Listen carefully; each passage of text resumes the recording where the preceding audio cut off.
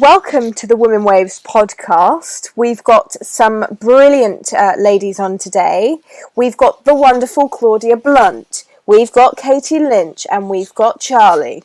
We know who Charlie is. She's from the Girls Network. So Claudia, tell us about yourself. What do you do? And what have you been up to? Big questions. My name is Claudia. I am a casting director and producer, and I was part of the casting team on the Netflix show Fate the Winx Club Saga, which is how I know Alicia. And over the last year, I have been adjusting to life in the entertainment industry under lockdown, and also kind of trying to expand my horizons as much as possible and sort of get back in touch with my creativity while simultaneously casting a bunch of movies. That was a really fantastic, well-bodied explanation of what you do.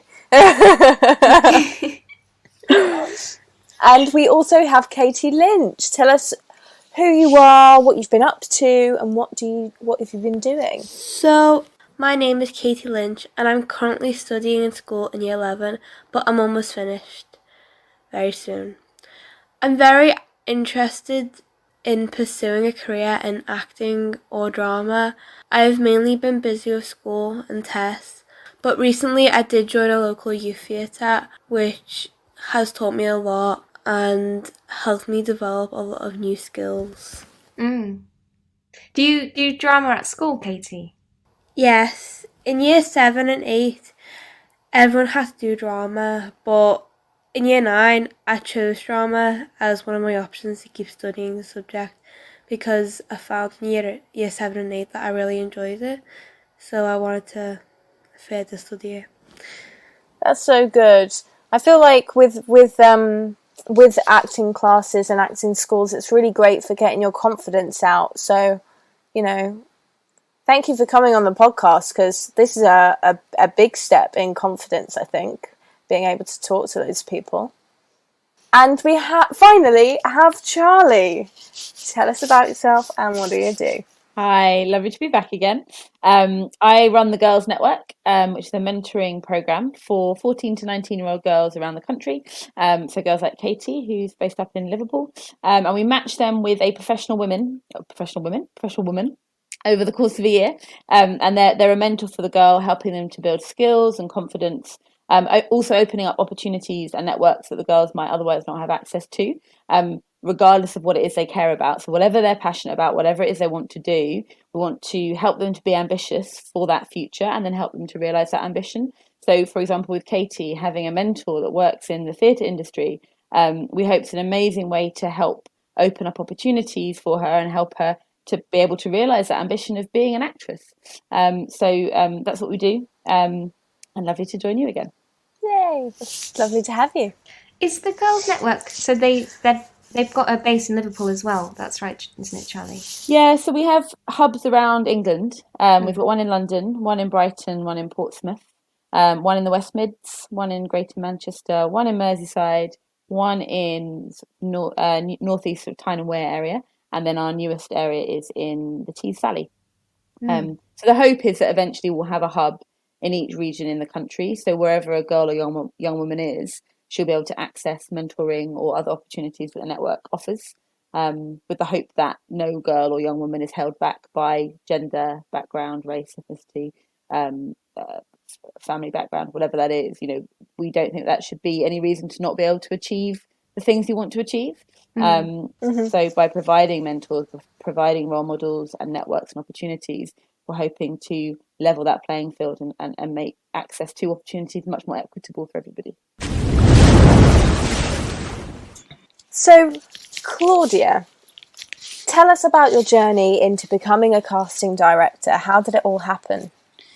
Well, it's an interesting one, really. I sort of started in theatre production originally. That was kind of my route in. I set up a theatre company with some friends straight out of university and spent a lot of time putting on sort of mad fringe shows, including we were the first people to ever put a play on in the Victoria and Albert Museum, which was wild. And that was a lot of fun. And I kind of had been to the Fringe, taken shows to the Fringe a couple of times, and really knew that I loved hanging out with actors, and that ultimately I think the production side of things was becoming increasingly fraught, particularly at a Fringe level. I felt I was having to say no quite a lot, which is super depressing. And I didn't really know what I wanted to do next. I kind of always knew that casting was an opportunity, but I had no idea how I was going to go about it. And it took me probably about 18 months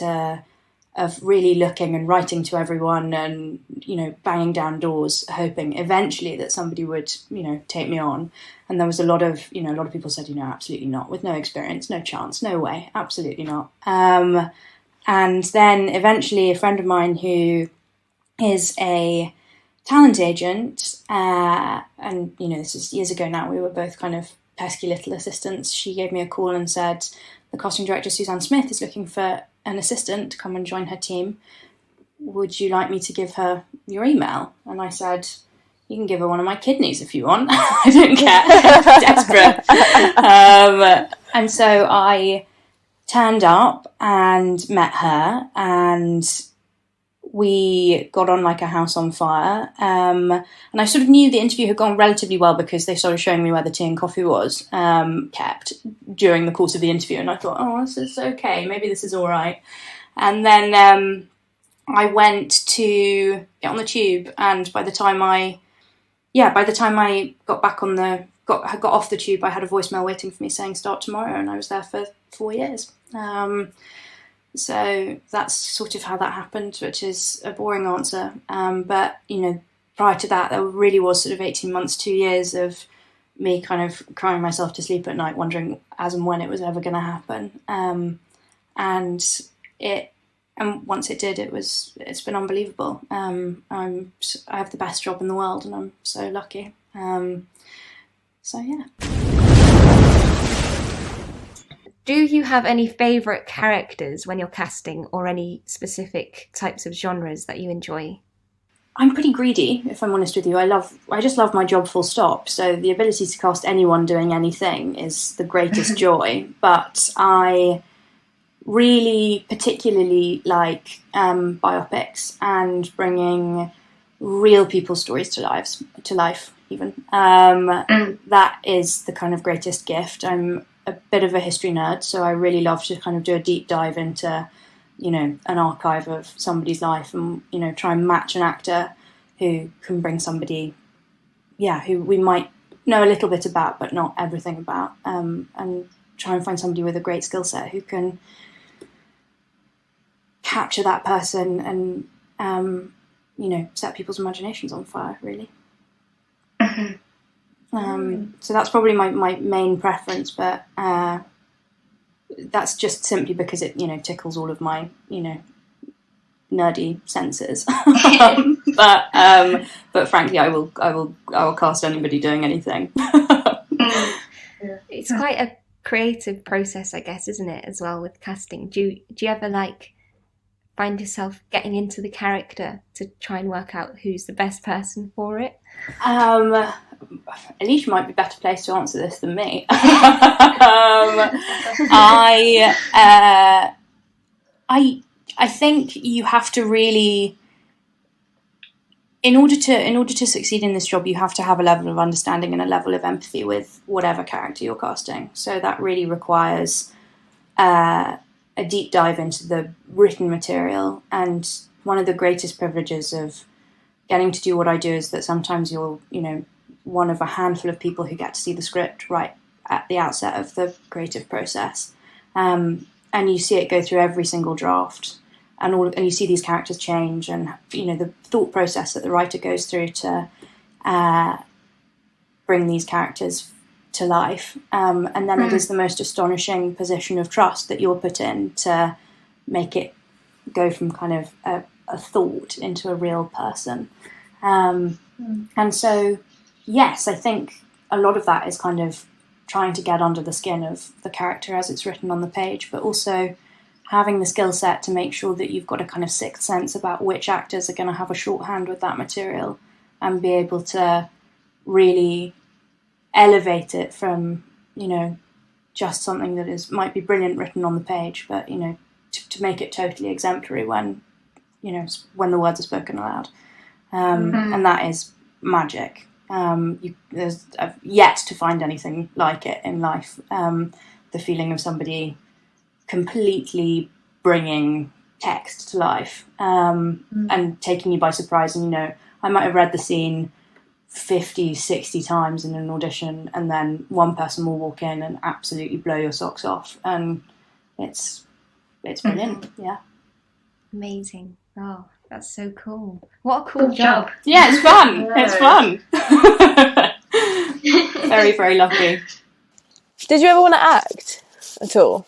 Did I ever want to act? I did a tiny bit of acting at university, but I was sort of hopeless, and I got terrible stage fright and couldn't keep any lines down.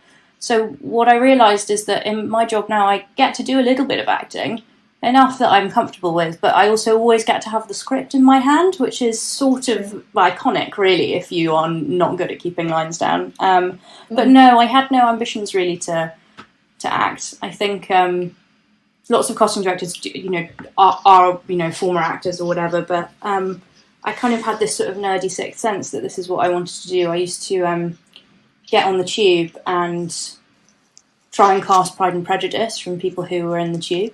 And no way. Yeah. So that's I'm totally stealing that game. I'm Yeah. I'm on the tube. I'm going to start. Yeah, I mean, it's a bit harder now that everyone's in a mask, granted, but it used to be my favourite thing, just sort of observing and looking at people and going, okay, well, of these 20 people in this carriage, who are you having as who? It's like putting together the most exciting jigsaw puzzle. Quite a few people have said actually on this podcast about tubes and how it's a great way to kind of people watch and find characters. Yeah. I was listening to Judy's episode just earlier today. She and her talking about the tube and kind of observation and getting a sense of what people are thinking and breathing, and so much of the entertainment business is being able to have a little sixth sense about what makes people tick, because that our job is to kind of respond as creatives, to kind of this sounds really pretentious, but understanding a kind of level of the kind of fabric of what makes up humanity is crucial if you're going to deliver something that is going to resonate with people ultimately. So being I think that's why lots of people in this business have found it so hard over the last year, because we've sort of been completely starved of that interaction, and the ability to kind of people watch and observe has been sort of plucked from us. It's been hard to come to terms with it, really. Because of the industry changing at the moment, how much of a change have you seen? So have you seen more series is coming forward, or like indie movies have been going down? You haven't had any of those, or? Well, I was across right at the start of the pandemic. I think I was attached to 3 different films, all of which collapsed over the course of 48 hours. It was a kind of bloodbath of I'd get a phone call. I was terrified to check my phone because one after the other, a producer would ring me and say, sorry, we're on pause. 2 of those are now back up and running again, and slowly we're in kind of pre-production, which is great. One of those it was quite an ambitious project and requires kind of lots of extras, and I'm not sure if it'll ever happen while this plague continues to ravage the earth. But in terms of other changes, it's so rare, I think, unless you're kind of a dentist, to meet as many people as I do on a normal day-to-day basis. Sometimes I can meet 40 to 50 actors in a day, which obviously you cannot do when there's a plague ravaging the earth.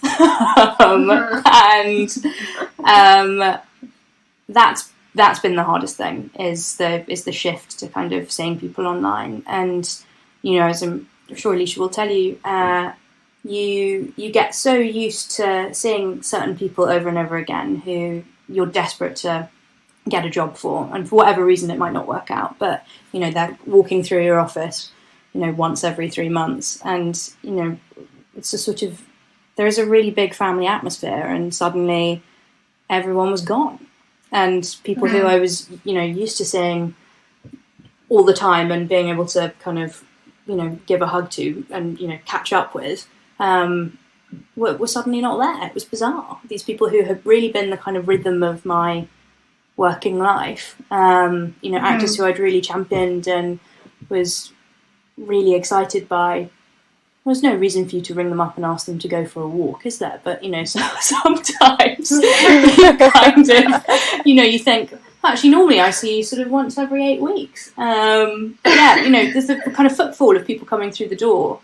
That was every day, and suddenly it was all on Zoom, which is not the same, really. I mean, it's done brilliantly as a placeholder, but I can't wait to get back in the audition room, because that really is, there's no feeling like it when somebody comes in and really, really delivers an astonishing audition. And even if they don't go on to get the job, working through scenes with somebody to the point where you feel like they and you have done your best work is the greatest joy. And I haven't put somebody on tape for nearly over a year now, so I'm kind of climbing the walls, but it is soon. Yeah. Soon I hope. Have you been doing a lot of tapes? Have there been a lot of tapes coming through? Or? There have been a couple of kind of Zoom based things that I've been doing. I did a lot of Zoom generals, and I've been receiving lots of self tapes, and self tapes for to explain briefly, if you're not familiar, are when an actor will record their own audition at home, normally with with somebody to read in the lines, basically pretending to be the casting director, to help them. And in the sort of before times, that was a kind of worst case scenario if you were abroad or couldn't make it in, or you have an access issue that prevented you from getting to the in-person meeting, you do a self-tape. But now that has become completely the norm. And it's been very strange to shift to that. I mean, people are continuing to surprise me, actors, by the astonishing level of work that people are capable of turning out at short notice at home with no support. Everyone has rolled with the punches in what has been a really, really brutal year for a lot of people. And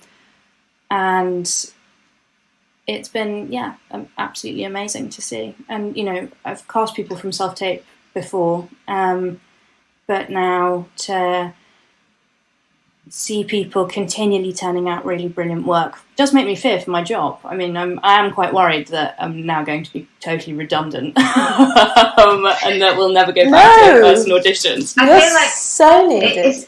It's like you're saying, when you're in the room, the energy that you get, it's like it doesn't compare. So I'm sure that they'll still kind of go back to doing normal auditions. It's really interesting hearing you saying about the family feel, because I think it's such a creative collaboration when you work with casting directors and actors and anyone. And I think there's often quite a stigma from actors in a sense of like feeling sometimes like casting directors, because everyone's nervous when they go to auditions and stuff, feeling like they're kind of not on their side or whatever, when actually that's not the case at all. What would you say to any actors listening, what would your advice be to actors? My advice would be that it is the greatest honour for me. In no other line of work are you in a position where somebody comes in every 15, 20 minutes and bears their soul to you. That is absolutely astonishing. People put themselves in an incredibly vulnerable position. And I am so incredibly grateful that I get to do this for a living. And I think what I would say is, first of all, be aware of the market in which you're operating. If you're an actor and you're walking in for an in-person audition, hopefully post-pandemic, or getting a self-tape, the likelihood is that I will have sifted through 1,000+ suggestions from agents, or for an open call on Twitter or what have you. Will have received, really thousands of emails, and you can only whittle that down to a certain number of people. So if you're walking in the room or getting a self-tape, you've won. That's it. It already means I or the team believe in you to the extent that we're not going to waste a precious slot on somebody who, is unlikely to get the job. And so it is, I suppose I would say, enjoy it. Enjoy that moment, because it means that somebody believes in you. And definitely. And it's, also, we're all on the same team. I know everyone says that over and over again, and it can be so difficult to hear as an actor. But I really do mean it. We are rooting for you. My bread and butter is, is off the talent of other people and actors. Obviously, there's an amazing creative element to what I do, but I'm acutely aware of the fact that it really hinges on other people being able to do their job. And so I have a vested interest in making sure that people come in and are in a situation where they feel comfortable, and can do that and can do their best work, because otherwise what really is the point?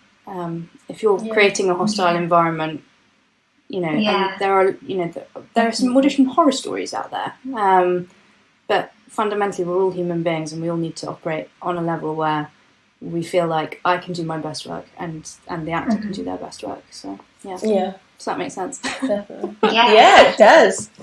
Can I ask, Claudia, on the flip side, like how do you manage to do that in terms of being in a competitive environment and wanting to support and encourage people whilst having to make difficult decisions?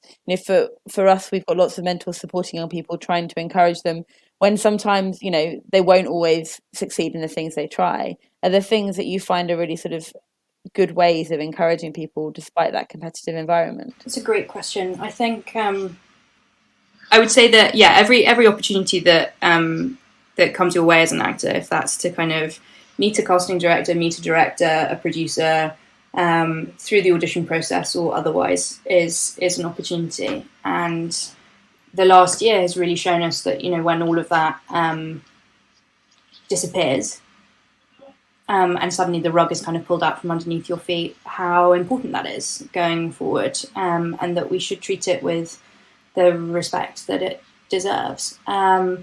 Whether you get a job or not is sort of by the by, because I might, I've certainly cast people where they've come in to read for me for a role 5-6 years ago, and then suddenly something that they're completely right for comes around, and I go, oh, that person who I saw eons ago is great for this. A screenwriter friend of mine texted me only this morning to say, oh, do I know anyone who fits the brief for a short film that he's working on? And I suddenly remembered somebody who I'd cast 5 years ago, and haven't seen since. But and they didn't get the job, but I've met them. And so it's about that kind of level of total recall where you can think about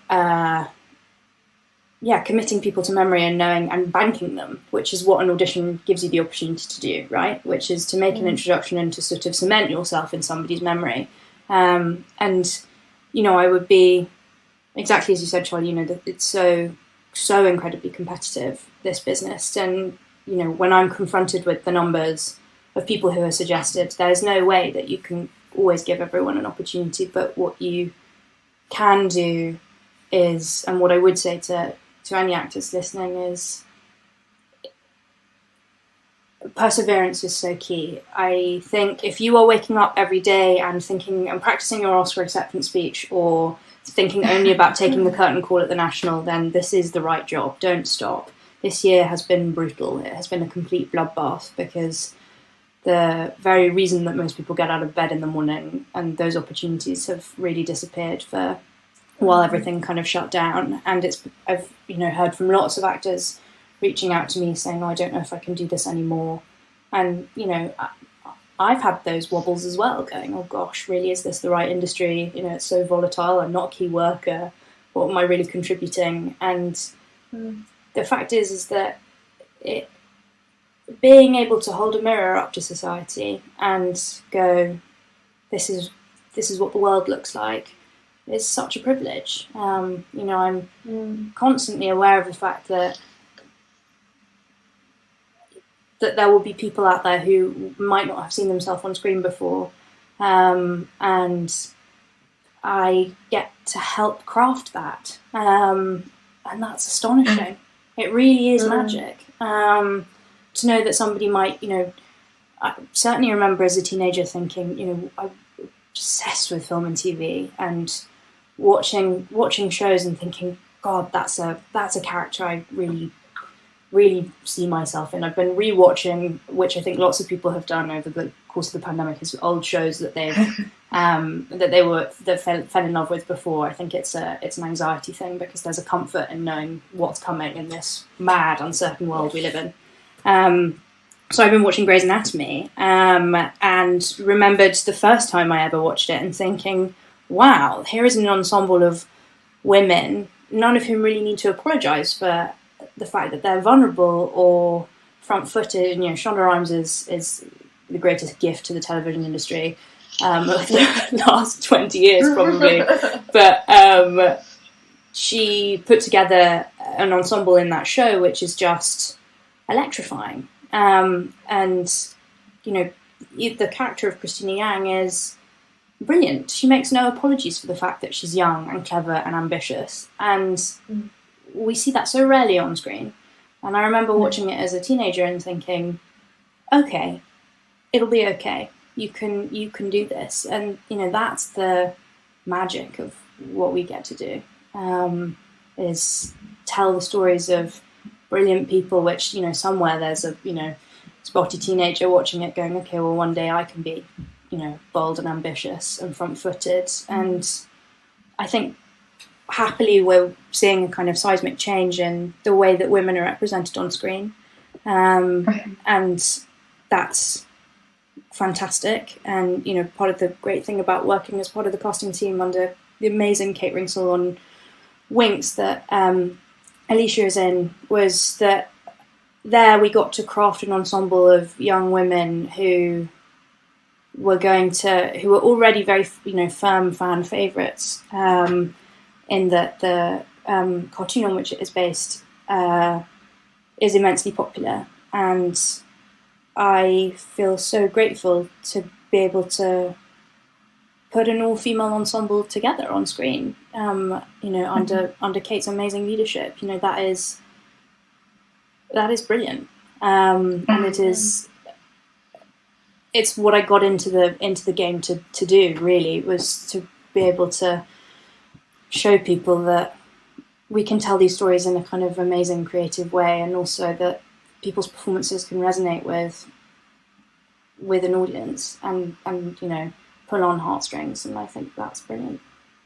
It's just the greatest joy. I'm so lucky to get to do what I do. I love how much you love it as well. You can really feel it, can't you? I love what you say about showing people stories and people being able to see themselves in their stories, because I think that's exactly what you guys are doing with the Women Waves podcast in terms of telling women's stories and their experiences. And it's what we do with our mentors as well, providing role models for girls. It's such an important thing to be able to see yourself, to be able to believe you can do that as well. And I think to kind of put a hand, to lend a hand, I think that's something which is great about the Girls Network, is that it hasn't, that hasn't always been possible, or it's not always been a visible opportunity. Certainly when I kind of first got into casting, it felt like a very closed shop. But I am now have had my kind of eyes open to these amazing, mostly women with a few men, who are the kind of bedrock of this brilliant industry, or corner of it, certainly. And I think traditionally it's been a very kind of female focused role, and I think that is partly because women are, I don't want to generalize here, really adept at making sure that there's a feeling of kind of inclusivity. Charlie, did you ever have anything like the Girls' Network when you were growing up? No, not really. I mean, I had brilliant women around me at points. I was always really inspired by both my grandmothers. One was a computer, in the sense, sort of years ago, not as in like the things we use now, but where it was often women, I think. I'm going to make this history terribly now, so someone can correct me if I'm wrong. But I think it was often women during the war in particular who would do a lot of the maths in their head and a lot of the calculations for the engineering and the construction. And so she was a computer, Oh, and that wow. was really cool. And she was always fiercely independent and just went on and did things. And when she was 80, she learned to fly a helicopter and just was really badass. And then my other grandma was the only woman studying medicine in her year. And she was this little woman, and her dad had told her she couldn't study medicine or even go to university at all. It was only because her older brother was like, nope, my sister is going to university, she got to do it. And she used to tell us stories of how she'd have to elbow her way through all these men to get to the cadaver lying on the table at the front so she could get involved. So I think probably that had some impact on me, but very much more indirectly. But I guess, that mentoring and role modeling happens in different forms. And, it's amazing having a formal mentor, but actually lots of us have informal mentors throughout life as well that have a big impact on us too. Yeah, 100%. Definitely. Katie, tell us how you fell into acting, why you love it, what's the driving force for you? Well, in year 7, when I started having drama lessons, since I had none in primary school, I found that I really enjoyed acting and like the whole concept of becoming someone or something else. That same year, I started my first school play, which was separate from my drama lessons, and it was an anti-bullying play. When I look back at it now, it was actually very cringy and amateur, but I was only 11, so it's fine. I also joined drama club where we did like various acting activities like tableau, freeze frames, all that stuff. In year 8, I did a duologue as part of my class, and it's actually quite funny because my partner didn't remember their lines. Well, so when they were performing, when we were performing, they had the script on them and were reading it out and pretending it was like a newspaper. Quite funny. In year 9, I chose drama as an option and began BTEC acting. And in year 9, we have to partake in this thing called the NAL Festival, where we like make our own plays and perform them on the Epstein Theatre. And that was my first and only time performing on a real stage outside of school. That's so cool. We've always said, haven't we, like on this podcast, that when there's something that's quite scary or something that's quite big and you end up doing it, it's always like this massive relief and this bravery and confidence that you feel every time you do it. So like, just go for it. Oh yeah, definitely. I was honestly terrified before going on stage. All my classmates were, but I think that fear and new experience together brought us all together and made us all close as classmates. I remember that one of my friends gave us all individual compliments right before we went on stage in the dressing room, and it was such a sweet moment that I'll probably never forget because we were all so scared, but one of our classmates giving us compliments just gave us that confidence that we needed right before the play. After the play, we were so like happy and relieved, getting out all that energy and adrenaline. It was an amazing feeling, and we even won an award for Best Use of Film. It was a night I'll always remember. How did you used to get into character, Lynch? Oh God. Well, I used to study the character. I mean, for Musa, in Fate, I like made a playlist. I like wrote like a diary down. I started skateboarding when I found out when I first got the sides, I was like, she's a skateboarder for sure, she's got to be. So I started skateboarding, and I was like, you know what, even if I don't get the role, I've now got a new skill. I don't care. I love this. So I was just I don't know.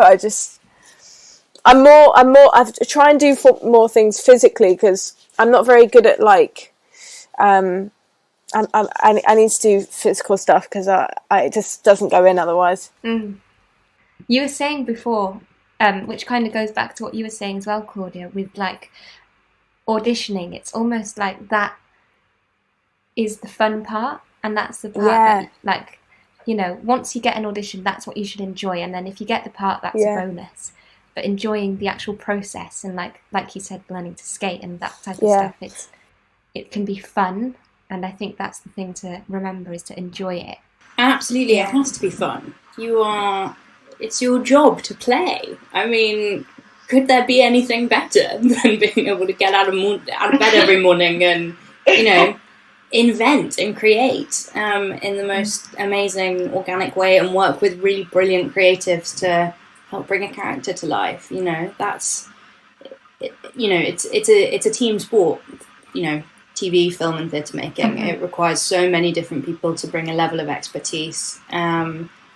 But, you know, together you kind of make up an orchestra, and, you know, it is the greatest thing. And, you know, as soon as it stops being fun, then you have to stop doing it, right? There's no point in carrying on. If it becomes torturous and it's affecting your mental health, then stop. Please stop. I hate the idea of there being actors out there who find it testing, because it shouldn't be. Because you made a choice to do something so joyous for a living. What could be better, you know, than being able to bash ideas around and, you know, improvise and create, using your body and your thought processes. It's astonishing. Have you ever done street casting, Claudia? Have I ever done street casting? I have done a tiny bit of street casting, mostly for kids casting. So for projects where you need a really brilliant child actor, sometimes you need to kind of leave no stone unturned and make sure that you're looking everywhere possible. So that's sort of, lots of casting directors will tell you kind of horror stories of them standing awkwardly outside school gates waiting to find the perfect child star. So I've done a little bit, but most of my work tends to be kind of, you know, sort of big speaking roles, in which case you'll go through the more kind of established routes. But yeah, plucking somebody from obscurity is a great feeling, to kind of discover somebody. It must be amazing as well when you just had an instinct to go for it, and then they do incredibly in this production, and you're like... There is an element of satisfaction when you put together an ensemble that, you know, go and hit it out the park. That's just brilliant. There's no feeling like it, because you have to kind of, so much of it is second guessing and trusting yourself, and that's from bringing people in at the early audition stage to, you know, you might then recall with the director and producers, and, you know, a lot of the time is, you know, you tearing your hair out, begging people to understand and see what you see in an actor, really fighting their corner. And, you know, I've had screaming rows with directors and producers over who everyone feels is right for the role. And it's, I think that this is something that maybe I think people forget, that, we really are the advocate for the actor in terms of the, production staff. So much of my job is making sure that actors are protected, remunerated, and making sure that you defend your creative choices up to the hilt, really, because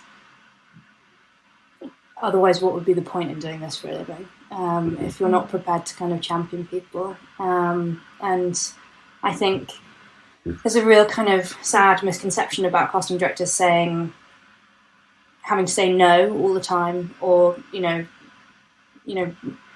I like to think that although inevitably not everyone can always get the dream job, and I do say no a lot, what I also do is say yes and make people's dreams come true, and particularly for something like a big TV project, that for an actor can be the next decade of their life.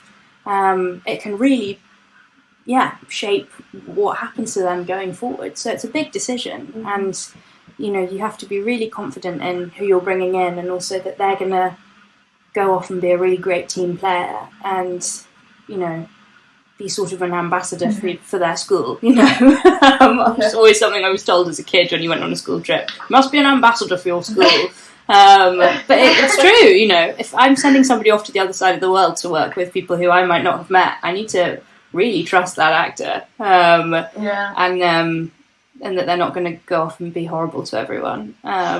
It's vital. It's about balance and being able to make people's dreams come true. There's such an interesting angle to it as well, thinking not just about the talent of the actor, but also who they are as a person and how they conduct themselves, and those skills that you think about in, I guess, other professions, but perhaps aren't always focused on in the kind of creative industries, often, but in acting, I suppose, around being professional and reliable and respectful and all those things that you'd hope people would be anyway, but really important. And it's interesting hearing you talk about that. That's something you consider as well. It is really important, and I think it can be grueling, particularly if you're working, you're working incredibly long hours. If you're in hair and makeup at sort of 5 o'clock in the morning, you need to trust that whoever you're sending off to do that is going to be able to work an incredibly long day and still be nice and charming at the end of it, and still deliver their best. And I think that really requires an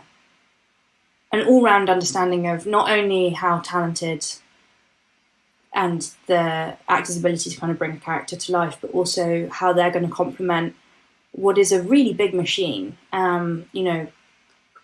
Crews on film and TV are huge, and they're, again, kind of big family atmospheres, and you would never want to send somebody off to a family lunch who's going to, get too drunk or behave appallingly. And the same is true in film and TV. You want to make sure that you're sending off people who are going to be polite and nice and team players, and also benefit from the experience, who are going to grow as creatives. It's truly such a joy to be able to change the direction of people's lives by giving them jobs, even if it's just go in and say 2 lines one day. It's still a learning opportunity, and they're amazing places, film sets. They really are.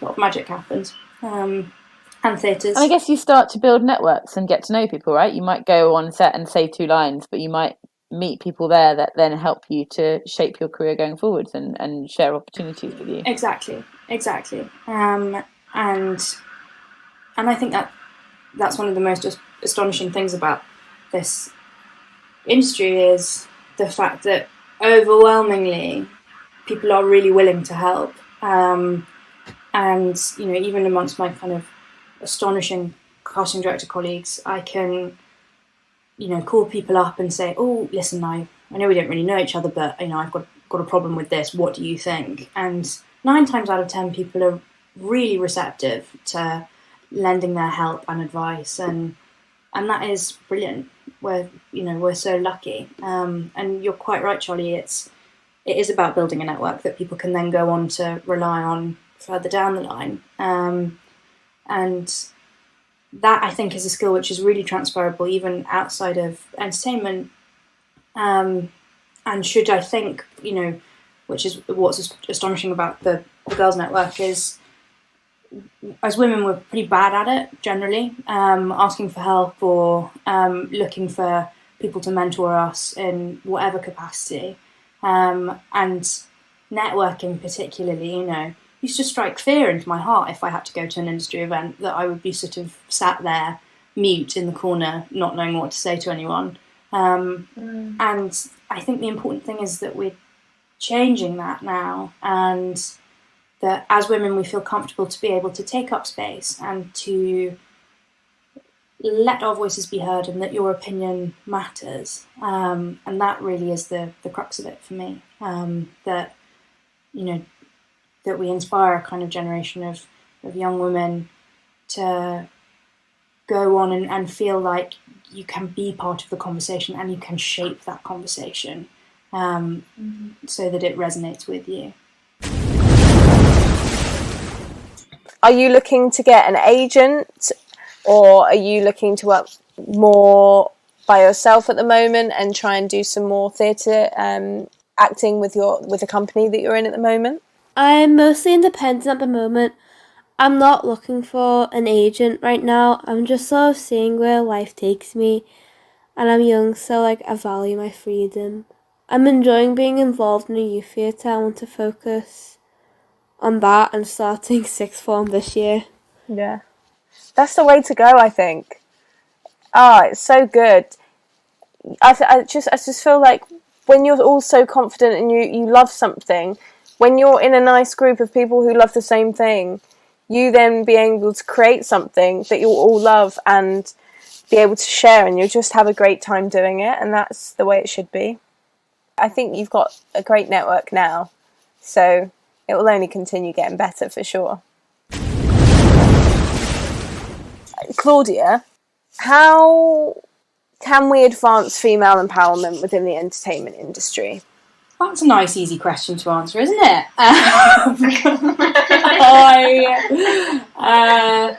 I think you're doing it. I think you're doing it right now, collaborating with the Girls Network, elevating people's voices on the platform that you have given to you with this podcast is brilliant.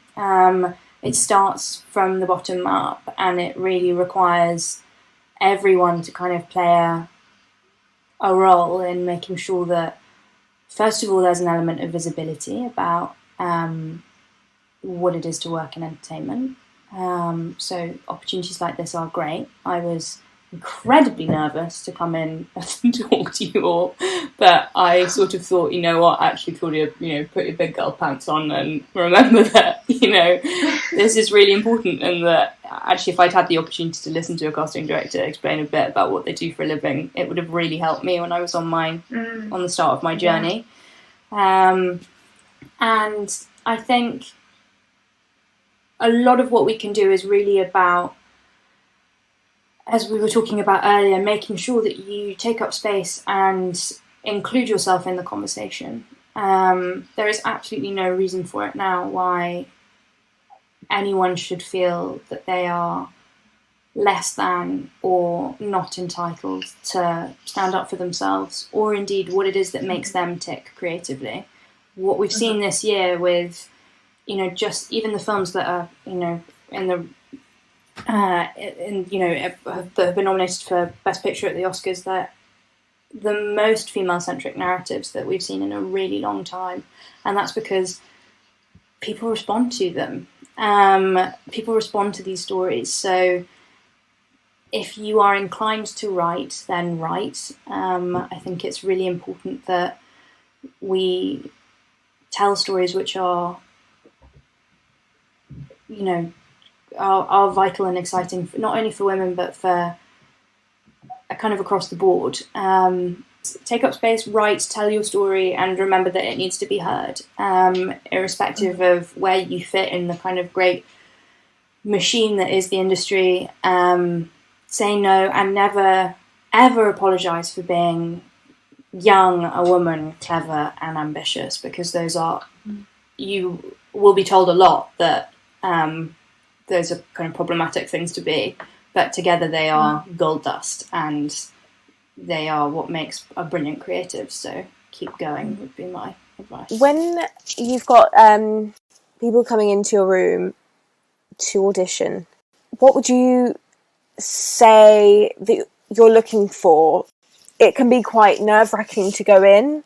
There's certain things we've had on the podcast so far that have been like, there's particular rules that you feel like sometimes as an actor when you go into an audition room, like if you come late, you don't say sorry, you just go for it. Like, just little things. There's a lot of mysticism and kind of smoke and mirrors surrounding the casting process. And what I would say is that, we're all human beings and we're all trying to do our job. If you turned up late to the opticians, you'd say sorry. And you probably should do that too if you've kept somebody waiting. That's just good manners. It's about professionalism and making sure that you feel like you're coming in to give your A game. And, my responsibility is to make sure that I can create an environment in which you feel relaxed enough to do that. So my advice would be, I'm never really looking for anything in particular, but I am looking for people who really want to come in and do their best work.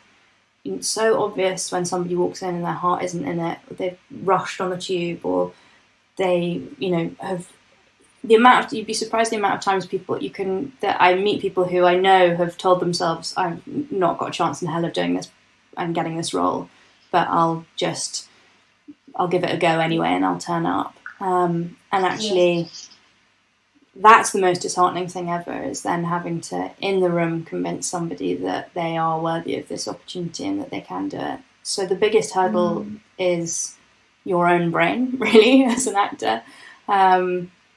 Come in a mental headspace where you feel like you can achieve anything, because that's all I want to be able to give you, is the means with which to do that.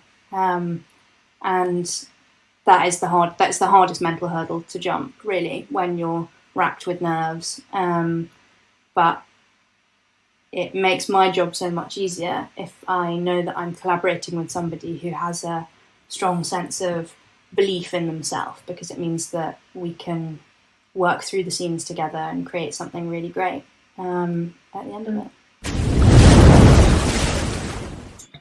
Well, thank you girls so much for coming on to our podcast. Thanks for It was a having us. pleasure meeting you and seeing you again. It's been wonderful, and you're so wise, and you're going to help so many people. So it's really lovely to have you on. Thanks for having us. What a treat.